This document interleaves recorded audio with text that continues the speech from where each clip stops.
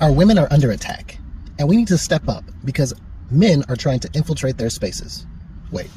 That doesn't sound how I wanted it to sound.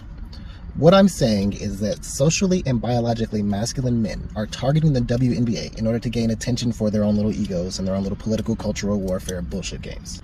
If you didn't know, a few bored, attention-hungry former NBA players, Royce White and Enes Kanter Freedom, made big public announcements that they were attempting to join the WNBA because they want to make it seem like it would be ridiculous to let people such as them into women's sport. The message being, trans women in sports? What next? Cats in the same household as dogs? Now, there are a lot of conservative people who see this as their vindication. See, the left is just a bunch of dumb hypocrites. They don't actually care about trans women. They don't believe in what they preach. And this is a smokescreen. Tell me, would you trust a Christian to be able to adequately describe the ins and outs of Muslim culture? So if a Christian went to a mosque in Islamic garb and just demanded to be made an imam, would you expect those Muslims to just welcome him with open arms? Would you call Muslims hypocrites for rejecting him? This is the point of this stunt. It's a cynical game of showmanship that doesn't even seek to understand the argument that is being had here at hand. You do not become a trans woman by just saying, I'm a woman now. It's not about the act of declaration of identity. It's about the ideological shift of every aspect of your social presentation to fit into society's understanding of the gender you would like to express.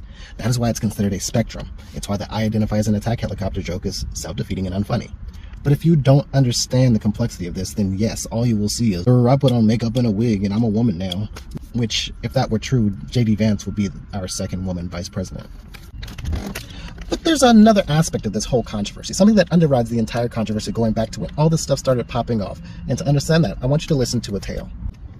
So a town is split into two, football players and basketball players. The football players have a build that allows them a slight advantage over basketball players, but the football players want to branch out into the basketball realm. Now, the basketball players make a rule that if you do a certain set of things, then they will let you do that transition into the basketball realm. A politician steps in and says, no, there will be no football players in basketball. But the way he says it is, oh, you see those weak, stupid, idiot basketball players? They can't survive on their own, and we got to protect them. We got to make sure that the football players aren't allowed to jump into their realm.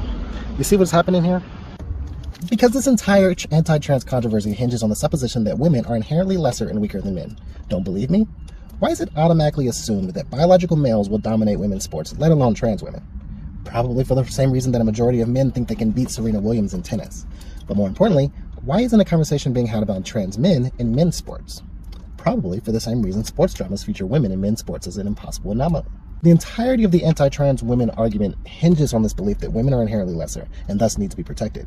But has anybody really let them have the conversation themselves, like women to sit and talk amongst themselves and make the decision for themselves? And no, I'm not talking about the shows and talking heads and their little pick-me bubbles making up these fake points just to agree with this anti-trans bullshit. So check those sports rosters, because the real threat to women are the men you met along the way.